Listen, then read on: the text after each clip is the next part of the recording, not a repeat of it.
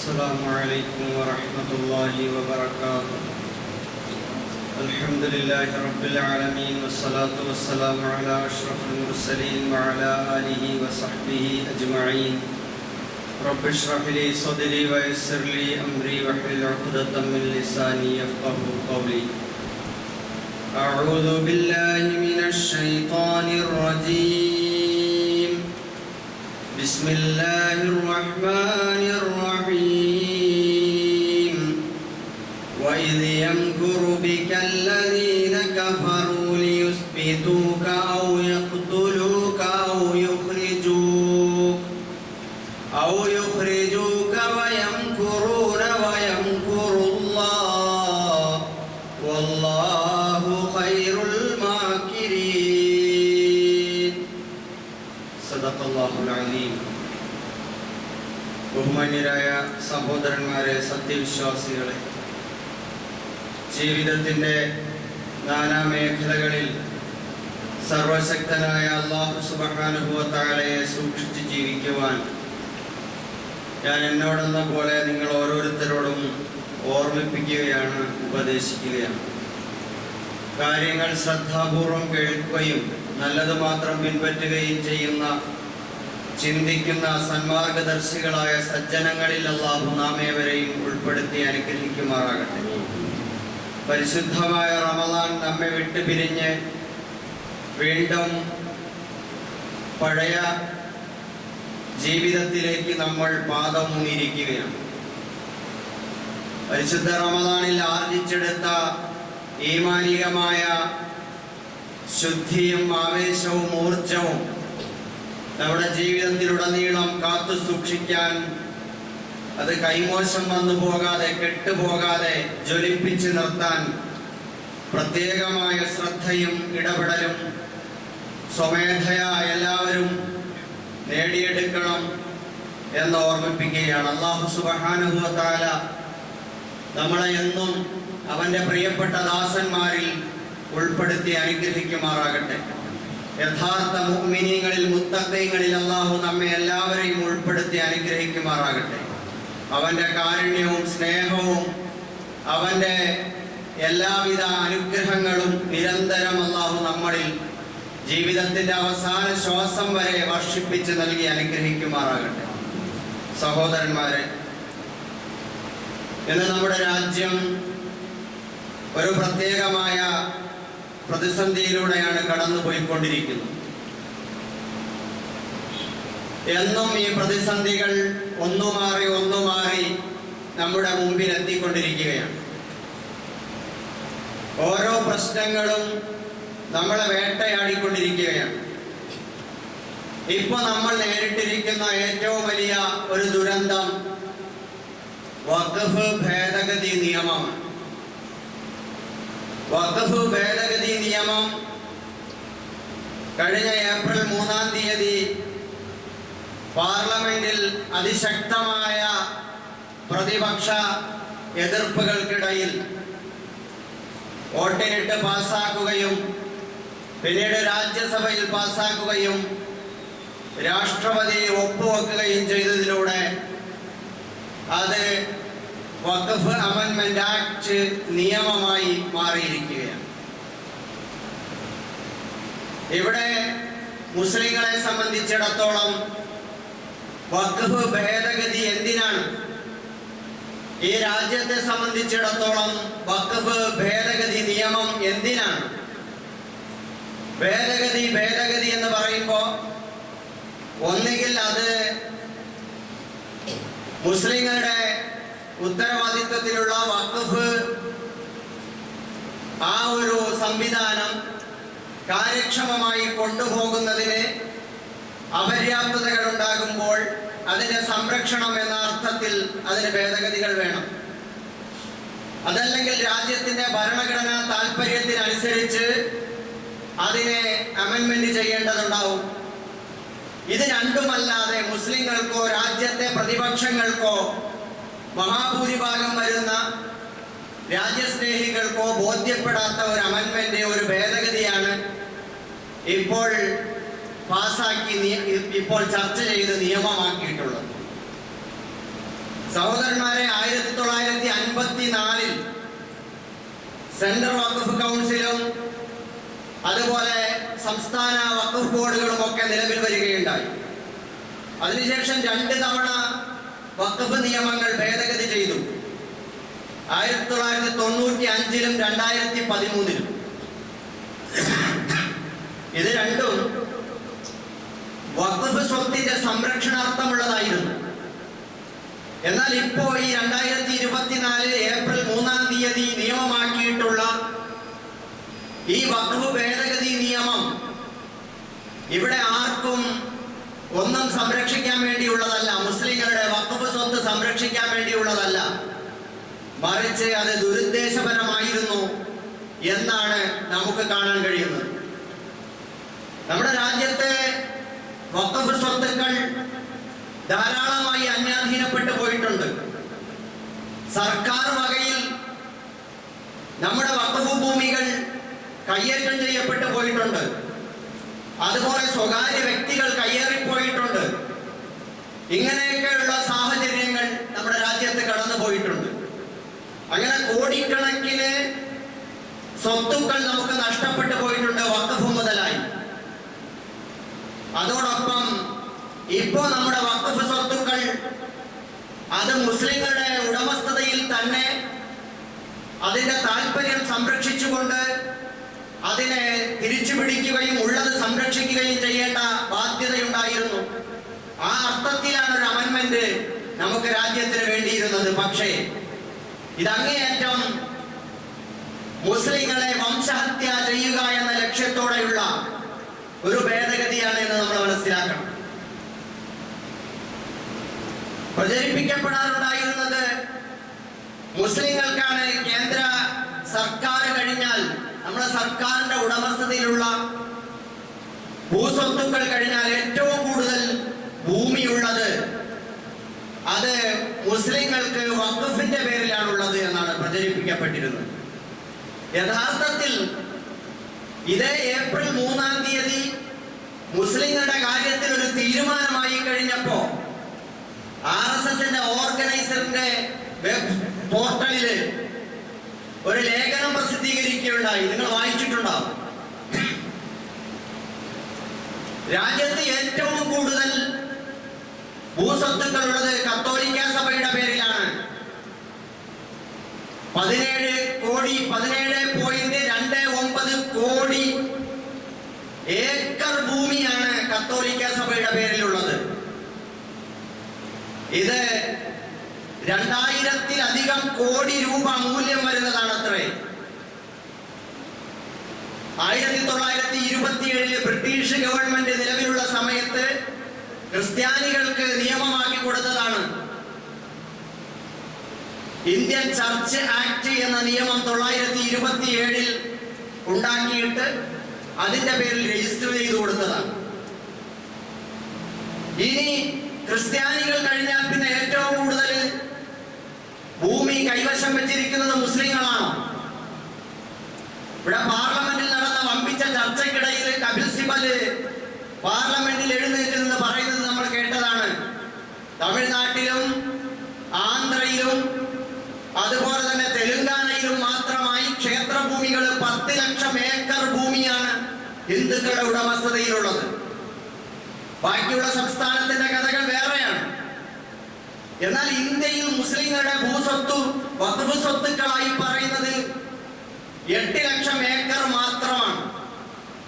അപ്പോ ഈ കഴിഞ്ഞു പോയ മറ്റുള്ള ഈ രാജ്യത്തിന്റെ സർക്കാരിന്റെ ഉടമസ്ഥതയിലുള്ള ഭൂമി അത് കഴിഞ്ഞാൽ ഏറ്റവും കൂടുതൽ ക്രൈസ്തവ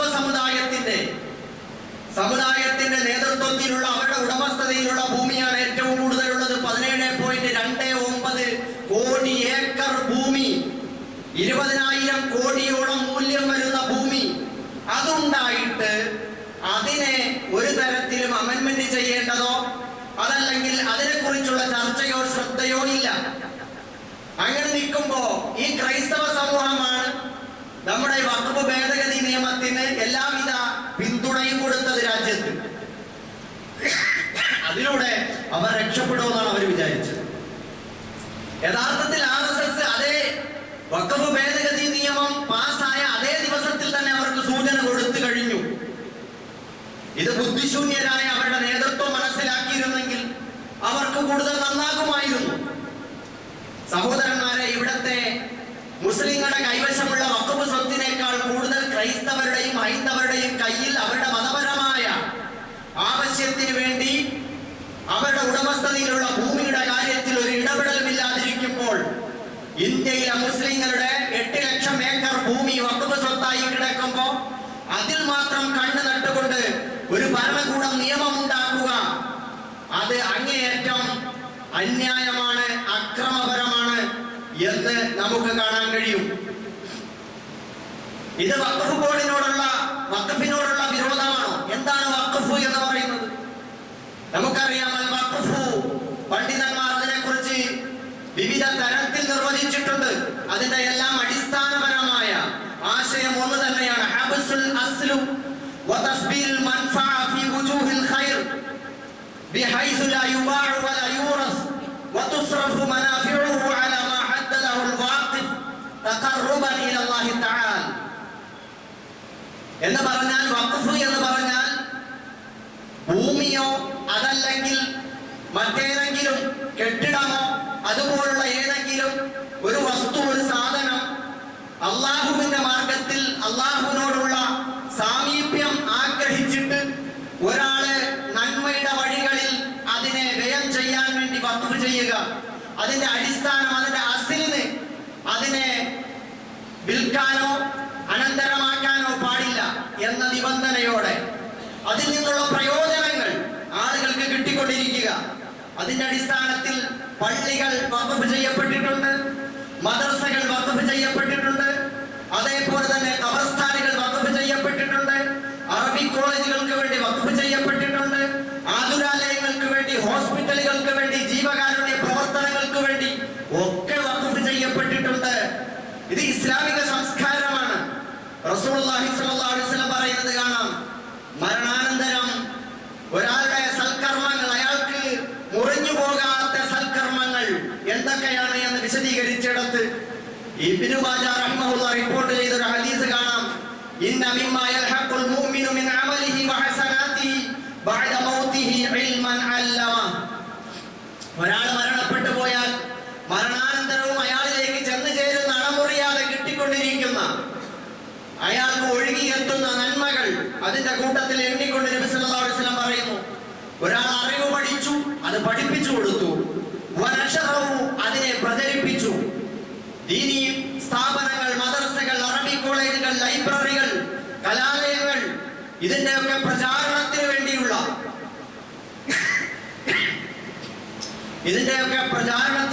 ശ്രമങ്ങൾ, അതിനു വേണ്ടിയുള്ള വഖഫുകൾ, അതുപോലെ വവലദൻ സാലിഹൻ തറക്കഹു അയാളെ അനന്തരമാക്കിയിട്ട് പോയ അയാളുടെ സന്താനം, സ്വാലിഹായ മകൾ, അത് അയാളിലൂടെ ഉണ്ടായിട്ടുള്ള നന്മകൾ, ഉണ്ടായിക്കൊണ്ടിരിക്കുന്ന നന്മകൾ ഇയാൾക്ക് ലഭിച്ചുകൊണ്ടേയിരിക്കും.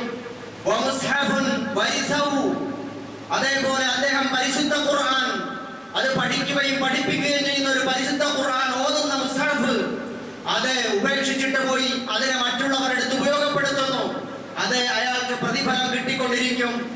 ഔ മസ്ജിദൻ ബനാഹു അല്ലെങ്കിൽ അയാൾ അല്ലാഹുവിന് വേണ്ടി ഒരു ഭവനം നിർമ്മിച്ചു, പള്ളി പണിതു, അത് നിലനിൽക്കുന്ന കാലം അത്രയും അതിന്റെ പ്രതിഫലം അയാൾക്ക് കിട്ടിക്കൊണ്ടേയിരിക്കും. ഔ ബൈതൽ ഇബ്നി സബീൽ ബനാഹു അല്ലെങ്കിൽ യാത്രക്കാർക്ക് വേണ്ടി അല്ലെങ്കിൽ ആശ്രിതർക്ക് വേണ്ടി, മറ്റുള്ളവർക്ക് വേണ്ടി അയാൾ ഒരു ഭവനം നിർമ്മിച്ചു കൊടുത്തു, ആശ്രയമില്ലാത്തവർക്ക് വേണ്ടി ഭവനം നിർമ്മിച്ചു കൊടുത്തു, അതും അയാൾക്ക് പ്രതിഫലമായി ലഭിച്ചുകൊണ്ടേയിരിക്കും. ഔ നഹ്റൻ അജ്റാഹു അല്ലെങ്കിൽ ഒരു നദി, ഒരു കനാൽ ഒഴുക്കി കൊടുത്തു. ഔ സദഖത്തൻ മറ്റൊരു ഹദീസ് പ്രകാരം കിണർ ഒഴിച്ചു കൊടുത്തു. എന്നാൽ അതെല്ലാം അയാൾക്ക് കിട്ടിക്കൊണ്ടിരിക്കും. ഔ സദഖത്തൻ അഖ്റജഹ മിൻ മാലിഹി ഫി സിഹ്ഹതിഹി വഹയാതിഹി അയാളുടെ ആരോഗ്യത്തോടെയുള്ള സ്വബോധമുള്ള ജീവിതകാലത്ത് അയാൾ ചെയ്തിട്ടുള്ള ദാനധർമ്മങ്ങൾ അയാൾക്ക് കിട്ടിക്കൊണ്ടിരിക്കും. യൽഹഖുഹു മിൻ ബഅദി മൗതിഹി അയാളോട് ചെന്ന് ചേർന്നുകൊണ്ടിരിക്കും മരണാനന്തരവും എന്ന് റസൂലുള്ളാഹി സ്വല്ലല്ലാഹു അലൈഹി വസല്ലം. സഹോദരന്മാരെ, ആ അർത്ഥത്തിൽ വഖഫ് എന്ന് പറയുന്നത് തെറ്റിദ്ധാരണാജനകമായ നിലയിൽ ഒരു സമൂഹം മുസ്ലിങ്ങളുടെ സ്വത്ത് പിടിച്ചെടുക്കുന്നു എന്ന് നമുക്ക് തോന്നണ്ട. ഇത് തികച്ചും സാമൂഹികമായ ഫലങ്ങൾ ആളുകൾക്ക് കിട്ടുന്ന അർത്ഥത്തിൽ ഇത് ഇസ്ലാം നിയമമാക്കിയതും മുസ്ലിം ലോകത്ത് ബഗ്ദാദിലും ഡമസ്കസിലും അതുപോലെ ലോകത്തിന്റെ വിവിധ ഭാഗങ്ങളിലും ഇസ്ലാമിക സംസ്കാരവും ഭരണവും നിലനിന്നിട്ടുള്ള ഭൂപ്രദേശങ്ങൾ പരിശോധിച്ചു നോക്കിയാൽ അവിടെയെല്ലാം നമുക്ക് അതിൻ്റെതായ അനുരണനങ്ങൾ, അതിന്റെ പ്രതിഫലനങ്ങൾ നമുക്ക് കാണാം. ചരിത്രത്തിൽ ഇടം പിടിച്ചു കിടക്കുന്നത് നമുക്ക് കാണാൻ കഴിയുന്നുണ്ട്. അതുകൊണ്ട് തന്നെ അതേസമയം ഇപ്പോ ഈ അമെൻമെന്റ് കൊണ്ടുവന്നതിന്റെ അതിൽ വന്നിട്ടുള്ള ഭേദഗതികൾ പ്രധാനപ്പെട്ടത് എന്തൊക്കെയാണ് നമുക്കറിയാം, നമ്മൾ കേട്ടിട്ടുണ്ട്. ഒന്ന്, വഖഫ് ഭൂമിയിൽ തർക്കമുണ്ടായാൽ, അതായത് വഖഫ് ഭൂമി എന്ന് പറയുമ്പോൾ ഒന്നെങ്കിൽ നമ്മുടെ പള്ളി നിൽക്കുന്ന സ്ഥലം, അതല്ലെങ്കിൽ നമ്മുടെ മദ്രസയുള്ള സ്ഥലം, അതല്ലെങ്കിൽ നമ്മുടെ അറബിക് കോളേജ്, ഇസ്ലാമിക കലാലയം, അല്ലെങ്കിൽ വിദ്യാഭ്യാസ സ്ഥാപനം, ആതുരാലയം, അല്ലെങ്കിൽ നമ്മുടെ ഖബർസ്ഥാൻ. ഇതിനെക്കുറിച്ച് ഒരാൾ വന്നിട്ട് ഒരു തർക്കം ഉന്നയിക്കുകയാണ്. ഇത് ഞങ്ങളുടേതായിരുന്നു, അല്ലെങ്കിൽ നമ്മുടെ രാമന്റെ ലിംഗം ഇവിടെ ഉണ്ട് അതിന്റെ അടിയിൽ, അതല്ലെങ്കിൽ വിഗ്രഹം ഇവിടെ മറ്റേ ആൾ ജനിച്ച സ്ഥലമാണ് എന്ന് പറഞ്ഞൊരു തർക്കം ഉന്നയിച്ചാൽ ആ തർക്കം പരിഹരിക്കുന്നത് ജില്ലാ ഭരണകൂടമാണ്. അന്തിമമായ വിധി തീർപ്പ് കൽപ്പിക്കുന്നത് ജില്ലാ കളക്ടറാണ്. ജില്ലാ കളക്ടറുടെ താല്പര്യമനുസരിച്ച് വിധി കൽപ്പിക്കാൻ അതിൽ വകുപ്പുണ്ട്, അതിന് സംവിധാനമുണ്ട്. അതാണ് ഇവിടെ നിയമമായിരിക്കുന്നത്. അതുകൊണ്ട് തന്നെ ഇനി ഇവിടെ സംഭാൽ മസ്ജിദിന്റെ അടിയിലോ ബാബരി മസ്ജിദിലോ അവിടെയൊക്കെ രാമൻ ജനിച്ച സ്ഥലമാണ്, അല്ലെങ്കിൽ ശിവലിംഗം ഉണ്ടായിരുന്നു, അതല്ലെങ്കിൽ മറ്റെന്തെങ്കിലും ഉണ്ടായിരുന്നു എന്ന് പറഞ്ഞുകൊണ്ട് തർക്കമുണ്ടാക്കാനോ കോടതിയിൽ പോകാനോ സംഘർഷം ഉണ്ടാക്കാനോ കലാപം ഉണ്ടാക്കാനോ സ്വന്തം ആളുകളെ കൊണ്ട് ചെയ്യിപ്പിക്കാനോ ഒന്നും തന്നെ മെനക്കെടേണ്ട കാര്യമില്ല. വളരെ നിശബ്ദമായി നമ്മുടെ പള്ളിയും മദ്രസകളും നമ്മുടെ ഖബർസ്ഥാനുകളും നമ്മുടെ വഖഫിന്റെ പേരിലുള്ള സ്വത്തുക്കളും പിടിച്ചെടുത്ത് അതിനെ അവർക്ക് കൈക്കലാക്കാനുള്ള എളുപ്പത്തിലുള്ള സൂത്രവിദ്യയാണ് ഇവിടെ വിജയം പ്രാപിച്ചിരിക്കുന്നത്. അതുപോലെ തന്നെയാണ് കേന്ദ്ര സംസ്ഥാന വഖഫ് സമിതികളിൽ അമുസ്ലിങ്ങളായ പ്രതിനിധികൾ ഉണ്ടാകണം. ഇവിടെ ഏതെങ്കിലും ദേവസ്വം ബോർഡിലോ ബ്രഹ്മസ്വം ബോർഡിലോ അതല്ലെങ്കിൽ ചർച്ച് കൗൺസിലിലോ ഇവിടെ അങ്ങും തന്നെ ആർക്കും അമുസ്ലിം പ്രതിനിധികളെ ആവശ്യമില്ല. മുസ്ലിങ്ങളുടെ കാര്യത്തിൽ മാത്രം അമുസ്ലിം പ്രതിനിധികളെ അതിലേക്ക് തിരികെ കയറ്റി അവരുടെ കാര്യങ്ങൾ സാധിപ്പിച്ചെടുക്കണം. അതിനുവേണ്ടി വ്യവസ്ഥ ചെയ്യുന്നതാണ് ഇവിടെ പാസായ നിയമം. അതുപോലെ ഈ പ്രതിനിധികളെ അവർ തിരികെ കയറ്റുന്ന ഈ പ്രതിനിധികളെ തെരഞ്ഞെടുക്കേണ്ടത് വോട്ടിങ്ങിലൂടെയല്ല, മറിച്ച് അത് തെരഞ്ഞെടുക്കേണ്ടത് നോമിനേഷനിലൂടെയാണ്. ഭരിക്കുന്ന പാർട്ടി അവർ ആരെയാണോ കൊടുക്കുന്നത് അവരുടെ ലക്ഷ്യത്തിനനുസരിച്ച് അതിനെ കൊണ്ടുപോകാൻ പറ്റുന്ന നിലയിൽ അതിലേക്ക് നോമിനേഷൻ നടത്താൻ കഴിയും. അതുപോലെ ബോർഡിന്റെ സിഇഒ മുസ്ലിം ആവണമെന്ന് നിർബന്ധമില്ല, ആരെയും അവിടെ നിയമിക്കാവുന്നതാണ്. അതുപോലെ ഓറൽ വഖഫ് പാടില്ല, വാക്കാലുള്ള വഖഫ്. വഖഫ് എന്ന് പറയുമ്പോൾ മുസ്ലിങ്ങളെ സംബന്ധിച്ചിടത്തോളം ഏതൊരു അമലിലും നിയ്യത്താണ് പ്രധാനം. വഖഫിന്റെ അടിസ്ഥാനം നിയ്യത്താണ്. ഞാൻ അല്ലാഹ്ക്ക് വേണ്ടി ഇതിനെ വഖഫ് ചെയ്തിരിക്കുന്നു എന്ന് നിയ്യത്ത് ചെയ്തുകൊണ്ട് പറയുന്ന വാക്കാലുള്ള പറച്ചിലാണ് പ്രധാനം. രണ്ടാമത് അത് രേഖയാവുക എന്നത് രണ്ടാമത്തെ കാര്യം മാത്രമാണ്.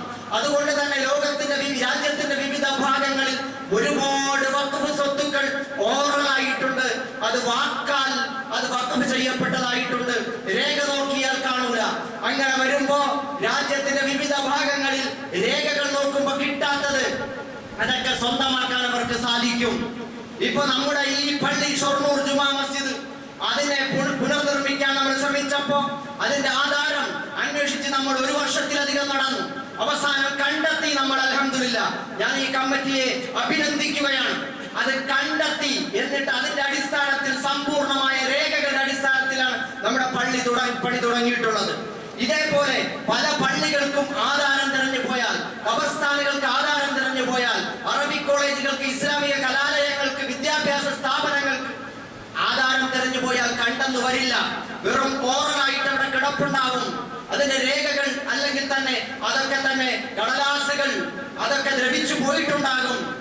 അങ്ങനെയൊക്കെയുള്ള അവസ്ഥയിൽ അത് തർക്കം ഉന്നയിച്ചു കഴിഞ്ഞാൽ തെളിയിക്കാൻ രേഖകളുടെ അഭാവത്തിൽ അവിടെ ഈ വഖഫ് ഭൂമികൾ അന്യാധീനപ്പെട്ടു പോകുന്ന അവസ്ഥയായിരിക്കും ഉണ്ടായിത്തീരുന്നത് എന്ന് നമ്മൾ മനസ്സിലാക്കുക.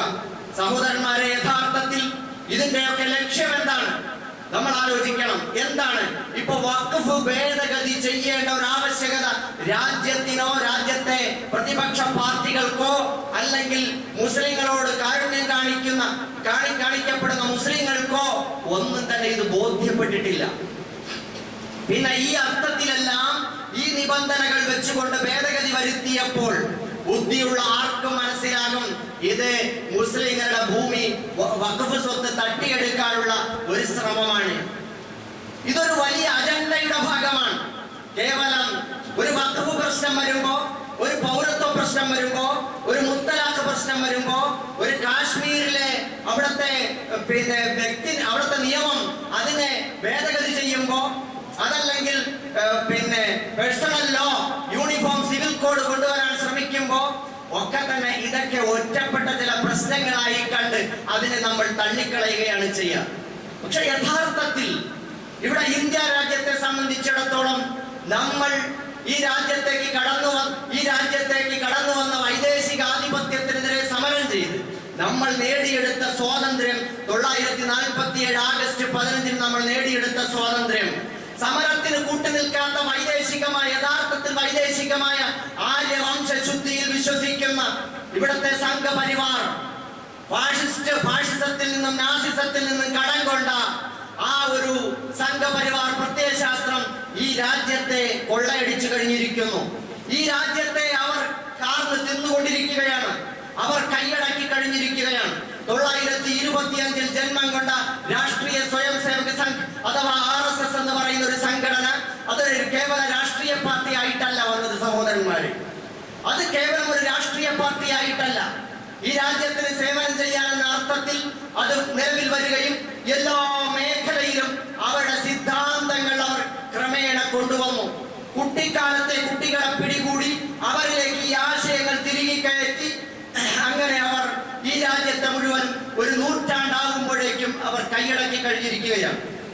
വിദ്യാർത്ഥികൾക്ക് വേണ്ടി, സ്ത്രീകൾക്ക് വേണ്ടി, അഭിഭാഷകർക്ക് വേണ്ടി, അധ്യാപകർക്ക് വേണ്ടി, അതേപോലെ തന്നെ ജഡ്ജിമാർക്ക് വേണ്ടി, അങ്ങനെ എല്ലാ തരത്തിലും മേഖലയിലും അവർ പ്രത്യേകം സംഘടനകൾ, പ്രസ്ഥാനങ്ങൾ ഉണ്ടാക്കിയിട്ട് അവർ കടന്നു വന്നു. ബാലഗോകുലം എന്ന് പറയുന്ന ഒരു സംഗതി, അത് ഹൈന്ദവ സഹോദരങ്ങളെ സംബന്ധിച്ചിടത്തോളം അവർക്ക് ശ്രീകൃഷ്ണൻ ഭഗവാന്റെ ജന്മദിനാഘോഷം എന്ന നിലയിലായിരിക്കും അവർ കാണുക. പക്ഷെ യഥാർത്ഥത്തിൽ അതിലൂടെ അവർ കടത്തിക്കൊണ്ടുവന്നത് ഈ സംഘപരിവാർ ഫാഷിസത്തെയാണ്. അവർ ഇങ്ങനെ കൊണ്ടുവന്നു ഈ ട്രൗസർ ഗ്യാങ്, സ്വസ്തിക് ചിഹ്നം, കുറുവടി, ആര്യവംശശുദ്ധിവാദം, ഇതെല്ലാം സാക്ഷാൽ ഈ നാസിസത്തിൽ നിന്നും ഫാസിസത്തിൽ നിന്നും ഒക്കെ കടമെടുത്തതാണ്.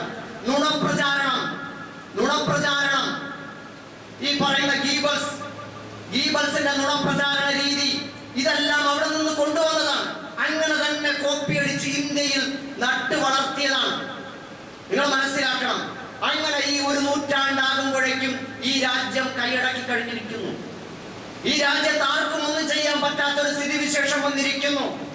നമ്മുടെ രാജ്യത്തിന്റെ ഭരണഘടനയും മതേതര ജനാധിപത്യ സങ്കല്പങ്ങളും എല്ലാം തന്നെ അട്ടിമറിക്കപ്പെട്ടിരിക്കുകയാണ്. ഇവിടെ അതിന്റെ ഭാഗമായി ആദ്യം വിചാരധാര എന്ന് പറയുന്ന പുസ്തകം, MS ഗോൾവാൾക്കറിന്റെ വിചാരധാര എന്ന് പറയുന്ന പുസ്തകം 1935 എഴുതിയ പുസ്തകം, അത് നിങ്ങൾക്ക് വാങ്ങാൻ കിട്ടും. ആ പുസ്തകത്തിൽ കൃത്യമായി മുഖ്യ ശത്രു ആര് എന്ന് എഴുതിയിട്ടുണ്ട്. ഒന്നാമത്തെ ശത്രു മുസ്ലിങ്ങളാണ്, പിന്നെ ക്രിസ്ത്യാനികളാണ്, പിന്നെ കമ്മ്യൂണിസ്റ്റുകളാണ് എന്ന് എഴുതിയിട്ടുണ്ട്. അവർ ഈ രാജ്യത്തെ പൗരത്വത്തെ കുറിച്ച് ചർച്ച ചെയ്യുന്നുണ്ട്. അന്ന് അവർ കണ്ടിട്ടുള്ള, സിദ്ധാന്തിച്ചിട്ടുള്ള കാര്യങ്ങൾ പ്രയോഗവൽക്കരിക്കുക എന്നതാണ് ഭരണം കിട്ടിയപ്പോൾ അവർ ചെയ്തുകൊണ്ടിരിക്കുന്നത്. നമ്മളിവിടെ മുസ്ലിങ്ങളെ കുറിച്ചുള്ള തെറ്റിദ്ധാരണയാണ്, അല്ലെങ്കിൽ മുസ്ലിങ്ങളുടെ കയ്യിരിപ്പ് കൊണ്ടാണ്, മുസ്ലിങ്ങളുടെ പ്രശ്നം കൊണ്ടാണ് എന്ന് നമ്മൾ ആരും തെറ്റിദ്ധരിക്കേണ്ട. നമ്മൾ ആരും തന്നെ ഒരു തെറ്റ് ചെയ്തിട്ടില്ല. നമ്മളെ കുറ്റവാളികളാക്കാൻ ആടിനെ പട്ടിയാക്കുക, പട്ടിയെ പേപ്പട്ടിയാക്കുക, എന്നിട്ട് പേപ്പട്ടിയെ ജനമധ്യത്തിൽ തല്ലിക്കൊള്ളുക. ആളുകൾ പറയും പേപ്പട്ടിയല്ലേ കൊന്നത് എന്ന് ചോദിക്കും. ആ നിലയിൽ വാർത്താ പ്രചാരണ മേഖലയിൽ സൈബർ ഇടങ്ങൾ എല്ലാം കൈയടക്കി വെച്ചുകൊണ്ട് മുസ്ലിങ്ങളെ കുറ്റവാളികളാക്കിക്കൊണ്ടിരിക്കുന്നു.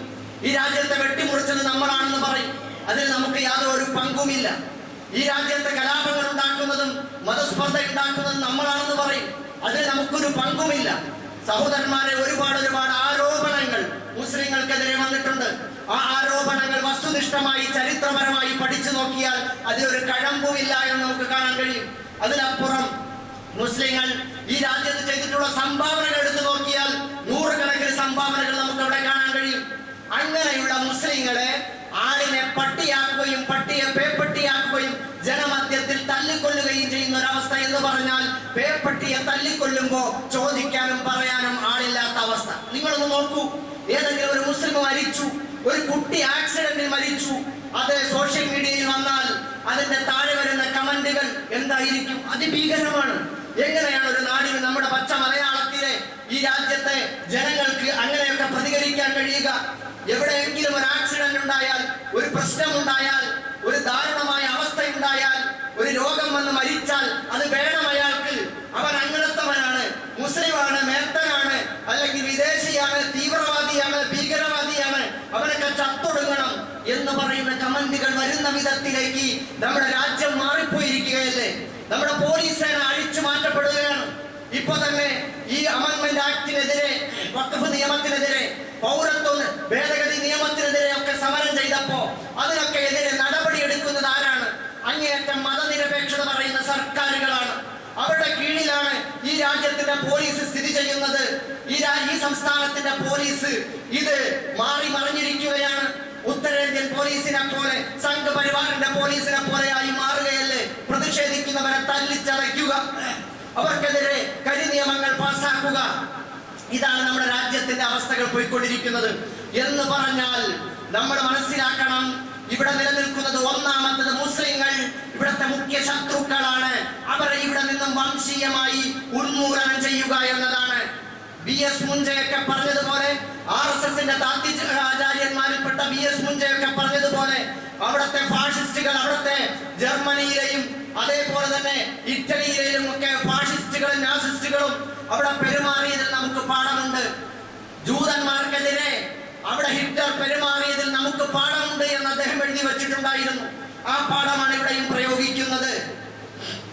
സഹോദരന്മാരെ, ആ അർത്ഥത്തിൽ നമ്മളെ ഇവിടെ നിന്നും ഉന്മൂലനം ചെയ്യാനുള്ള ഒരു ശ്രമത്തിന്റെ ഭാഗമാണ് ഇവിടെ നടന്നുകൊണ്ടിരിക്കുന്നത്. അതിനാദ്യം എന്ത് വേണം? പൗരത്വം നിഷേധിക്കണം, മുസ്ലിങ്ങളുടെ പൗരത്വം നിഷേധിക്കണം. അതിനാണ് സിറ്റിസൺഷിപ്പ് അമെൻമെന്റ് ആക്ട് കൊണ്ടുവന്നത്. പൗരത്വ ഭേദഗതി നിയമം, ഭേദഗതികളുടെ കാലമാണ്. ഭേദഗതി നിയമം കൊണ്ടുവന്നു. അതിനെ ഈ രാജ്യത്തേക്ക് ബംഗ്ലാദേശിൽ നിന്നും അതേപോലെ പാകിസ്ഥാനിൽ നിന്നും അഫ്ഗാനിസ്ഥാനിൽ നിന്നുമൊക്കെ മർദ്ദിതരായി അല്ലെങ്കിൽ അഭയാർത്ഥികളായി വന്നവർക്ക് പുനരധിവാസം എന്ന ഒരു പേരിന് അതിന്റെ മറപിടിച്ചുകൊണ്ട് ഇവിടേക്ക് കൊണ്ടുവരിക, CAA നടപ്പിലാക്കുകയും അതിനെ NRCയുമായി കണക്ട് ചെയ്യുകയൊക്കെ ചെയ്യുന്ന അവസ്ഥയുണ്ടായി.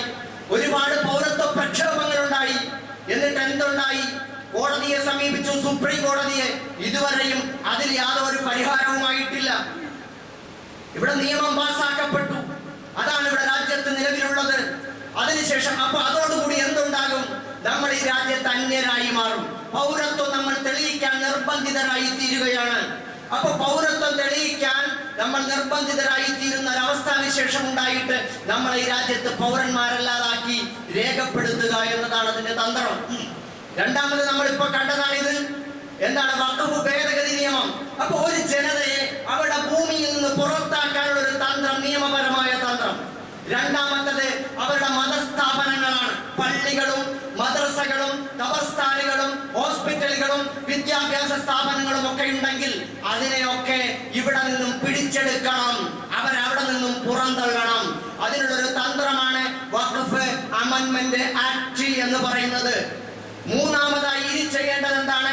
ഇസ്ലാമിക ശരീഅത്തിനെ ഇവിടെ നിന്ന് നിരോധിക്കുക എന്നതാണ്. അതിനാണ് ശരീഅത്ത് ഭേദഗതിക്ക് വേണ്ടി മുറവിളികൾ ഉയർന്നുകൊണ്ടിരിക്കുന്നത്. ഏക സിവിൽ കോഡിന് വേണ്ടി, യൂണിഫോം സിവിൽ കോഡിന് വേണ്ടിയുള്ള മുറവിളികൾ ഉയർന്നുകൊണ്ടിരിക്കുന്നു. ഇവിടെ ഏക സിവിൽ കോഡ്, ഏക ഹിന്ദു കോഡ് കൊണ്ടുവരാനുള്ള ഒരു ശ്രമമാണ് അവർ നടത്തുന്നത്. മനുസ്മൃതിയിൽ അധിഷ്ഠിതമായ ഒരു നിയമം. മുസ്ലിങ്ങൾക്ക് വിവാഹം കഴിക്കാൻ, വിവാഹമോചനം നടത്താൻ, അതേപോലെ മരണാനന്തര ശുശ്രൂഷകൾ ചെയ്യാൻ, മരണാനന്തര സംസ്കരണം നടത്താൻ, ഖബറടക്കാൻ, അതേപോലെ തന്നെ മുസ്ലിങ്ങൾക്ക് അനന്തരാവകാശ നിയമങ്ങൾ അത് വ്യക്തിപരമായി കൊണ്ടു നടക്കാൻ, ഇതിനൊക്കെയുള്ള സിവിൽ നിയമങ്ങൾ, ഇതിനെയെല്ലാം തന്നെ അതിനെ നിയമം മൂലം നിരോധിച്ചുകൊണ്ട് ഇവിടെ എല്ലാവർക്കും ഇവിടുത്തെ ഹിന്ദു കോഡ് കൊണ്ടുവന്നുകൊണ്ട് മനുസ്മൃതിയിൽ അധിഷ്ഠിതമായ ഒരു നിയമം രാജ്യത്ത് കൊണ്ടുവരാനാണ് ഏക സിവിൽ കോഡിന് വേണ്ടിയുള്ള മുറവിളികൾ നടത്തിക്കൊണ്ടിരിക്കുന്നത്. കർണാടകയിൽ ഏറ്റവും ഒടുവിൽ ഒരു ജഡ്ജി പറയുകയുണ്ടായി, അതിനുവേണ്ടി രാജ്യം ചിന്തിക്കണം. ജീവിക്കണം എന്ന് പറഞ്ഞുകൊണ്ട് ഇപ്പോൾ അടുത്തൊരു പ്രസ്താവന നടത്തിയിട്ടുണ്ട്, ഒരു വിധി പുറപ്പെടുവിച്ചിട്ടുണ്ട്.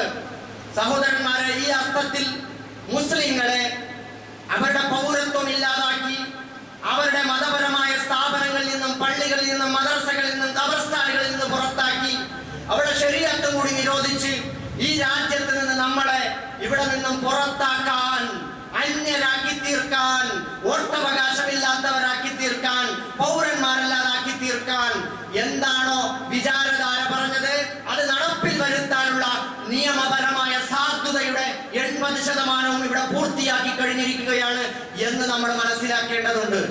ഈ അവസ്ഥയിൽ നമ്മൾ എന്താണ് ചെയ്യേണ്ടത്? ആളുകൾ പറയുന്നു, ചില ആളുകൾ പറയുന്നു, നമ്മുടെ നാട്ടിലെ ഒരു പള്ളിയിൽ, നമ്മുടെ നാട്ടിലൊരു ഇതുമായി ബന്ധപ്പെട്ടൊരു പ്രതിഷേധ പ്രകടനം ആളുകൾ ആസൂത്രണം ചെയ്തപ്പോ അവിടെയുള്ള ഒരു പണ്ഡിതൻ ചോദിച്ചു അത്രേ, എന്തിനാണ് നമ്മൾ ഇത് നടത്തുന്നത്, കേസൊക്കെ വരൂലേ എന്നാണ് ചോദിച്ചത്. പലരും ഭയപ്പെട്ട് പിന്തിരിഞ്ഞു പോവുകയാണ്. പ്രാർത്ഥിച്ചാൽ മതി, ദുആ ചെയ്താൽ മതി, ക്ഷമിക്കണം നമ്മൾ. ഒരാൾ ചോദിച്ചത്, വലിയ ഖിയാമത്ത് നാൾ വരാനിരിക്കുകയല്ലേ, അതിനു മുമ്പ് ചെറിയ ഖിയാമത്ത് നാളുകൾ ഉണ്ടായാൽ എന്താ കുഴപ്പം? നമ്മൾ ക്ഷമിക്കണം, നമ്മൾ സഹിക്കണം, നമ്മൾ ദുആ ചെയ്യണം, ഇത് മതി, ബാക്കിയെല്ലാം ഇവിടെ ശരിയായി കിട്ടുമെന്നാണ്. നമ്മൾ ഇവിടുത്തെ മതേതര പാർട്ടികളിൽ പൂർണ്ണമായി വിശ്വാസം അർപ്പിച്ചാൽ മതി. കണ്ടില്ലേ പ്രക്ഷുബ്ധമായി പാർലമെന്റ്, ഇതൊക്കെ മാതൃകയല്ലേ? അതുകൊണ്ട് നമ്മുടെ മതേതര പാർട്ടികളിൽ പൂർണ്ണമായി വിശ്വാസം അർപ്പിച്ചാൽ മതി, അവരെ തവക്കുലാക്കിയാൽ മതി അത്രേ. സഹോദരന്മാരെ, നമ്മൾ ആലോചിക്കണം, ഇവിടെ മതേതര പാർട്ടികളെ നമുക്ക് വിശ്വാസത്തിലെടുക്കാം, കൂടെ നിർത്താം, സഹകരിപ്പിക്കാം. പക്ഷെ അവരെ തവക്കുലാക്കാൻ, പടച്ച തമ്പുരാനെ തവക്കുലാക്കി, പള്ളികൾ ആർക്കാണോ നഷ്ടപ്പെടുന്നത്, വീടുകൾ, പൗരത്വം ആർക്കാണോ നിഷേധിക്കപ്പെടുന്നത്, വഖഫ് ഭൂമികൾ ആർക്കാണോ നിഷേധിക്കപ്പെടുന്നത്, ശരീഅത്ത് നിയമം ആരുടേതാണോ ലംഘിക്കപ്പെടുന്നത്, നിഷേധിക്കപ്പെടുന്നത്, അവരല്ലേ, ആ ഇരകളല്ലേ സംഘടിക്കേണ്ടത്? ആ ഇരകൾക്കല്ലേ ആത്മാർത്ഥമായി അവർക്ക് വേണ്ടി സംഘടിക്കാൻ കഴിയൂ? വോട്ട് കിട്ടിയിട്ട് അധികാരത്തിൽ കയറി ഇഷ്ടം പോലെ ജീവിക്കാൻ, പൊതുസ്വത്തുക്കൾ ഇഷ്ടം പോലെ അടിച്ചു തീർക്കാൻ, അഴിമതി നടത്താൻ, അന്യായം നടത്താൻ, സ്വജനപക്ഷപാതിത്വം നടത്താൻ, ഇതിനൊക്കെ രാഷ്ട്രീയത്തെ ഉപയോഗപ്പെടുത്തുന്ന ആളുകളെ എങ്ങനെയാണ് നമുക്ക് വിശ്വസിക്കാൻ കഴിയുക? ബാബരി മസ്ജിദിന്റെ കാര്യത്തിൽ നമ്മൾ അവരെ വിശ്വസിച്ചില്ലേ? എന്തെല്ലാം കാര്യങ്ങളിലാണ് നമ്മൾ അവരെ വിശ്വസിച്ചത്? അവരാരും നമ്മുടെ കാര്യങ്ങൾ പൂർണ്ണമായി ഏറ്റെടുത്തുകൊണ്ട് അതിന്റെ അവസാനമായി, അന്തിമമായി ഇന്ത്യയെ രക്ഷപ്പെടുത്താൻ, ഭരണഘടനയെ രക്ഷപ്പെടുത്താൻ നമ്മുടെ രാജ്യത്തിന്റെ ഉത്തരവാദിത്തപ്പെട്ട രാഷ്ട്രീയ പാർട്ടികൾ ആരാണ് രംഗത്ത് വന്നത്? നമ്മൾ ആരെയും തള്ളിക്കളയുകയല്ല, അവർ സ്വയം വിചാരണയ്ക്ക് തയ്യാറാവണം. ഒരു രാജ്യം കത്തുമ്പോ, ഒരു രാജ്യം തകരുമ്പോ, രാജ്യത്തിന്റെ ഭരണഘടന നശിപ്പിക്കപ്പെടുമ്പോ ആത്മാർത്ഥമായി ഇവിടുത്തെ പ്രതിപക്ഷ പാർട്ടികൾ ഒറ്റക്കെട്ടായി നിന്ന് രാജ്യത്തെ രക്ഷിക്കാൻ വേണ്ടി ശ്രമിക്കണ്ടേ? ഇതൊക്കെ കേവലം വോട്ടിന് വേണ്ടിയുള്ള ശബ്ദ കോലാഹലങ്ങൾ മാത്രമായി മാറുകയല്ലേ? അപ്പൊ നമ്മൾ എന്ത് വേണം? നമ്മൾ ചില്ലറക്കാരല്ല. 20 കോടിയോളം വരുന്ന മുസ്ലിങ്ങൾ ഈ രാജ്യത്ത് അവർക്ക് പള്ളിയിൽ പോയി നിസ്കരിക്കാനും, ദിക്ർ ചെയ്യാനും, ദുആ ചെയ്യാനും, എഴുത്തിക്കാതിരിക്കാനും മാത്രമല്ല പടച്ചോൻ കൽപ്പിച്ചിട്ടുള്ളത്. നീതിക്ക് വേണ്ടി നിലകൊള്ളുക എന്നതും മുസ്ലിങ്ങളുടെ ബാധ്യതയാണ്. നമുക്ക് നീതിക്ക് വേണ്ടി നിലകൊള്ളാൻ ആരുടെയും അനുഗ്രഹവും ആശീർവാദവും ആവശ്യമില്ല. ഏമാനെ ഞങ്ങളുടെ വഖഫിന് വേണ്ടി ഒന്ന് ശബ്ദിച്ചോട്ടെ എന്ന് കയ്യൊപ്പ് ആരും ചാർത്തി തരേണ്ട കാര്യമില്ല.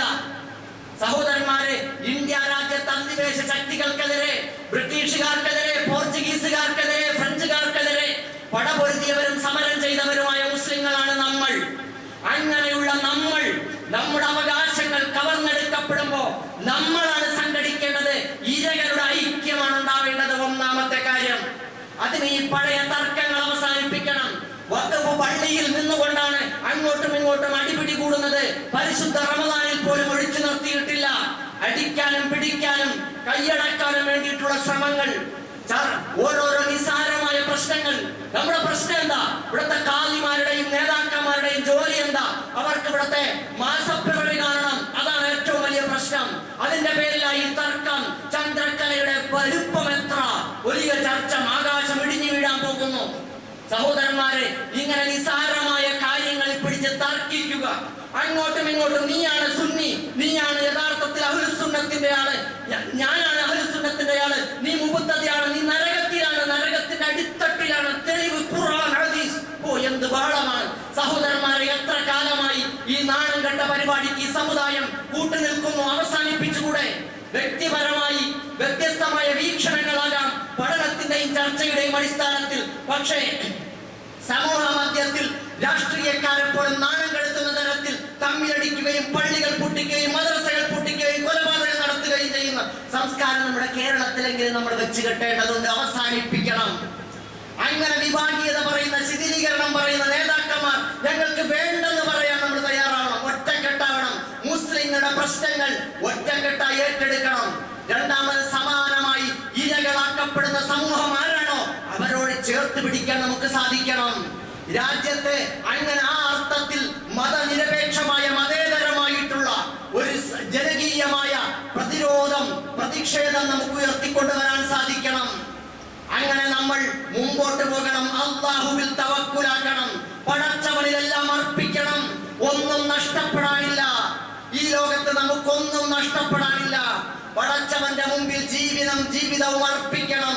അല്ലാഹുവിന് മാത്രമേ നമ്മളെ രക്ഷിക്കാനും ശിക്ഷിക്കാനും സാധിക്കുകയുള്ളൂ. നമ്മളെ ആർക്കും അപകടപ്പെടുത്താൻ സാധ്യമല്ല. അതുകൊണ്ട് പടച്ച തമ്പുരാനിൽ ജീവനും ജീവിതവും അർപ്പിച്ചുകൊണ്ട് സഹാബാക്കളെ പോലെ ദീനിൽ നിന്ന് പിന്തിരിഞ്ഞു പോകാതെ ഉറച്ചു നിൽക്കാൻ നമുക്ക് കഴിയണം.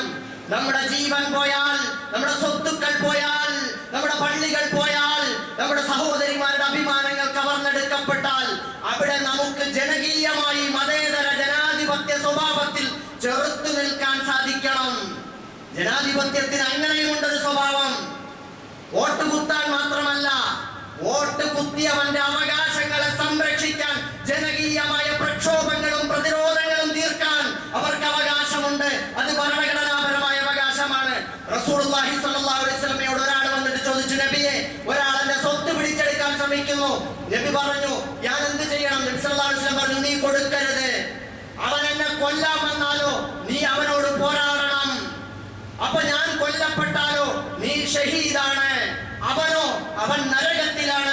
റസൂലുള്ളാഹി സ്വല്ലല്ലാഹു അലൈഹി വസല്ലം നമ്മുടെ സ്വത്ത് സംരക്ഷിക്കണമെന്ന് റസൂലുള്ളാഹി സ്വല്ലല്ലാഹു അലൈഹി വസല്ലം ഭരണഘടന സെൽഫ് ഡിഫൻസിന് അനുവാദം നൽകുന്നുണ്ടെങ്കിൽ അതാണ് അതിന്റെ താല്പര്യം. ഒരു വ്യക്തിയുടെ ജീവനും സ്വത്തും അഭിമാനവും പവിത്രമാണെന്ന് ഇസ്ലാമിക ശരീഅത്ത് പറയുന്നുണ്ടെങ്കിൽ അത് തന്നെയാണ് ഭരണഘടനയും പറയുന്നത്. അതുകൊണ്ട് സഹോദരന്മാരെ, നമ്മുടെ രാജ്യത്തിന്റെ രക്ഷയ്ക്ക് വേണ്ടി, ഭരണഘടനയുടെ സംരക്ഷണത്തിന് വേണ്ടി, മതേതര ജനാധിപത്യ സങ്കല്പത്തിന്റെ വിജയത്തിന് വേണ്ടി നമുക്ക് നമ്മളാലാവുന്ന വിധത്തിൽ ജനാധിപത്യപരമായ സമരങ്ങളും പ്രതിഷേധങ്ങളും അതിലൊക്കെ ബന്ധപ്പെടാനും ഏർപ്പെടാനും സംഘടിപ്പിക്കാനും നമുക്ക് സാധിക്കേണ്ടതുണ്ട്. അല്ലാഹു സുബ്ഹാനഹു വ തആല നമ്മുടെ സകല പ്രശ്നങ്ങളും പരിഹരിച്ചു തരുമാറാകട്ടെ. ലാ തഹിനു വലാ തഹ്സനു വഅൻതുമുൽ അഅലൗൻ ഇൻ കുന്തും മുഅ്മിനീൻ. നിങ്ങൾ ദുഃഖിക്കണ്ട, നിങ്ങൾ പ്രയാസപ്പെടണ്ട. നിങ്ങൾ തന്നെയാണ് ഉന്നതന്മാർ, നിങ്ങൾ മുഅ്മിനീങ്ങളാണെങ്കിൽ. ഈമാൻ ഉറച്ചു നിന്നുകൊണ്ട്, ആ മാർഗത്തിൽ ഉറച്ചു നിന്നുകൊണ്ട്, വിട്ടുവീഴ്ചയ്ക്ക് തയ്യാറാകാതെ, പിന്തിരിഞ്ഞു പോകാതെ ജീവിതം അല്ലാഹ്ക്ക് സമർപ്പിച്ചുകൊണ്ട് മുമ്പോട്ട് പോകാൻ നമ്മൾ തയ്യാറാവണം. ഈ രാജ്യത്തെ മുഴുവൻ ജനങ്ങളെയും കൂട്ടിച്ചേർത്തുകൊണ്ട് വിശാലമായ ജനകീയ ജനാധിപത്യ സഖ്യം രൂപപ്പെടുത്താൻ നമുക്ക് സാധിക്കണം. അല്ലാഹു നമ്മെ എല്ലാവരെയും അനുഗ്രഹിക്കുമാറാകട്ടെ. റബ്ബനാ തഖബ്ബൽ മിന്നാ ഇന്നക അൻത സമീഉൽ അലീം വതുബ് അലൈനാ ഇന്നക അൻത തവ്വാബുർ റഹീം.